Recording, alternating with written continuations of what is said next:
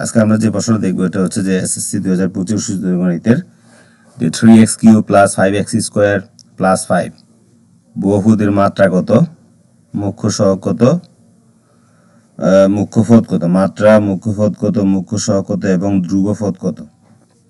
তো এখানে এই আকৃতির কোনো বহুপদীর যে চলকের সর্বোচ্চ মাত্রা যত থাকে, সর্বোচ্চ মানটা হবে মাত্রা।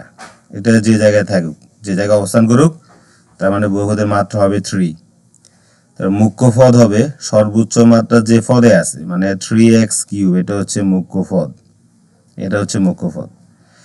তারপরে মুখ্য সহগ হবে যে সর্বোচ্চ মাত্রা যে পদে, ওই পদের যে সহগটা আছে, কোএফিসিয়েন্ট, মানে এটা হচ্ছে মুখ্য সহগ। আর ধ্রুবপদ হচ্ছে চলক বর্জিত পদ, মানে 5টার সাথে কোনো চলক নাই, তাহলে এটা হবে ধ্রুবক। ধন্যবাদ সবাইকে, আল্লাহ হাফেজ।